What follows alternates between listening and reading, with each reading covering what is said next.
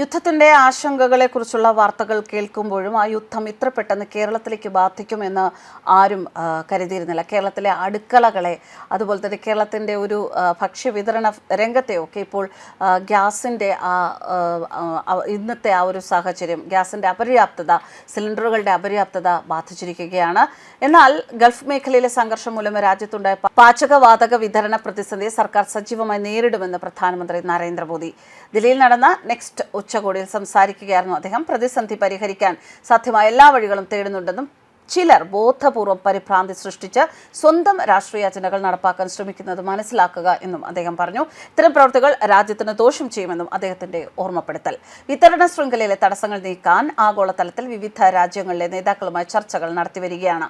നിലവിലെ സാഹചര്യം മുതലെടുത്ത് LPG ഉൽപ്പന്നങ്ങൾ കരിഞ്ചന്തയിൽ വിൽക്കാൻ ശ്രമിക്കുന്നവർക്കെതിരെ കർശന നടപടിയെടുക്കുമെന്ന് പ്രധാനമന്ത്രി മുന്നറിയിപ്പ് നൽകി. കോവിഡ് കാലത്തെ പ്രതിസന്ധികളെ രാജ്യം ഒത്തൊരുമയോടെ നേരിട്ടതുപോലെ നിലവിലെ ഊർജ്ജ പ്രതിസന്ധിയെയും മറികടക്കുമെന്നും അദ്ദേഹം ജനങ്ങൾക്ക് ഉറപ്പ് നൽകി. ഊർജ്ജ മേഖലയിൽ സ്വയം പര്യാപ്തത കൈവരിക്കാനുള്ള ഇന്ത്യയുടെ ശ്രമങ്ങളെക്കുറിച്ചും പ്രധാനമന്ത്രി സംസാരിച്ചു.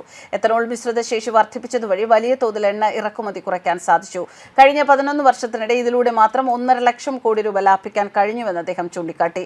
രാജ്യത്തിന്റെ ദ്രുതഗതിയിലുള്ള വികസനത്തിന് വിവിധ ഊർജ്ജ സ്രോതസ്സുകളെ പ്രോത്സാഹിപ്പിക്കേണ്ടത് അത്യന്താപേക്ഷിതമാണെന്നും പ്രധാനമന്ത്രി കൂട്ടിച്ചേർത്തു. News desk കർമാനസ്.